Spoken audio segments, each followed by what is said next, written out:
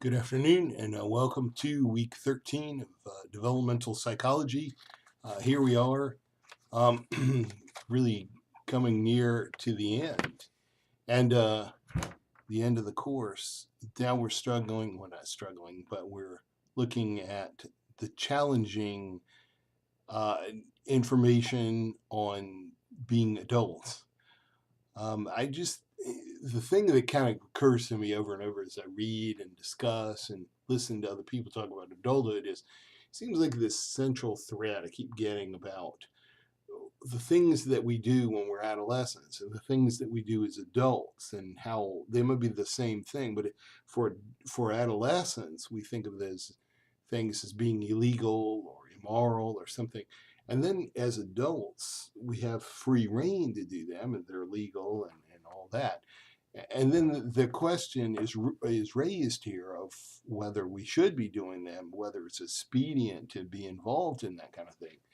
Um, so we see in adulthood, especially young adulthood, the culmination of all these stages that we have been discussing up through the years of human development, of lifespan development. We get to this young adulthood where we already have, hopefully, we have answered the question of who am I? And now in adulthood, we get to play that out. We get to be that person and to see how that goes.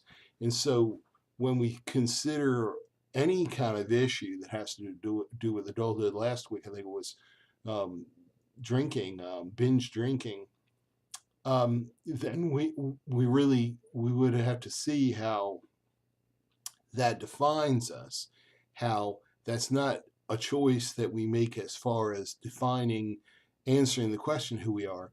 Now we become that person, we live our lives, and so the consequences are not as identity driven, but they are now becoming habit. This is how we choose to live our lives, how this is how we choose now to cope with situations.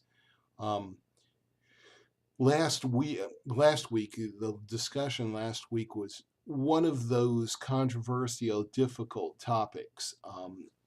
I've presented in your face a situation that people don't like to talk about that often people who are in classes might have experienced on one side or the other.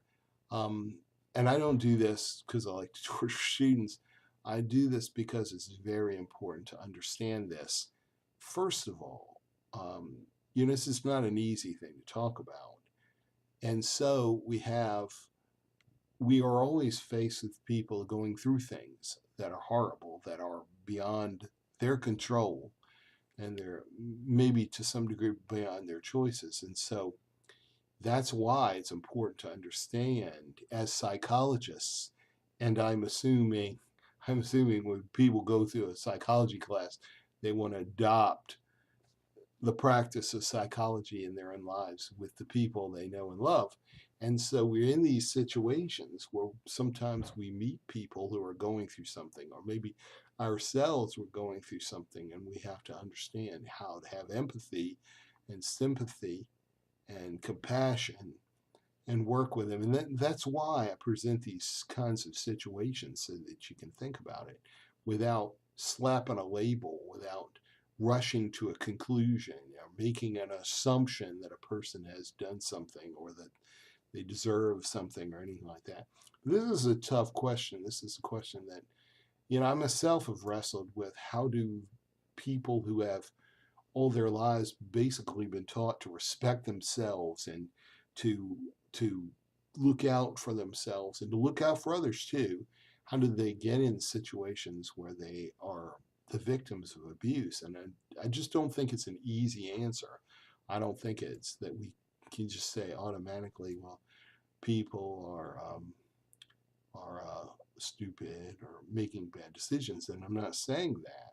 I'm saying this with full compassion, that this is not an easy answer. And so I just remember a lot of really good answers there. And I want to start with one that was really touched me and really I thought was very wise. Sydney, you said that with our children, part of the question was, what do you do with children? Part of this question, I mean, with children, what we need to do is teach them how to handle rejection. And I thought that was really insightful and wise because um, I don't know that we could always 100% guarantee that somebody is not going to be abused because, you never know what situation you get into. But people who don't know how to handle failure, rejection, um, anything like that, then they're more sensitive to getting into situations where they need other people's approval, which sets them up for some kind of abuse. Brianna um, said something really wise about we live how we have learned, what we've learned, what we learn about ourselves, what we learn to expect. And so, in a way, it's that self concept, that self esteem kind of thing. Lourdes said something really good about, you know, we don't always know really what is best for us. Um, just because you're raised by good parents, if you're raised by good parents who see to your needs, that doesn't necessarily prepare us for identification of what is best for us. I'm not saying that good parents make us victims uh, or vulnerable or needy or anything like that. What I'm saying though is that a lot of times it takes us a while as adults to be able to figure out what is really best for us and what we really need. And Lacey mentioned, I'll say what she said. Lacey is conditioned. It's conditioned. A lot of people are sort of conditioned to accept this role as victim. Um, you know, I get students in my class who act out of fear, fear for their grade or fear for rejection or whatever. And I'm not an abusive person, I don't think.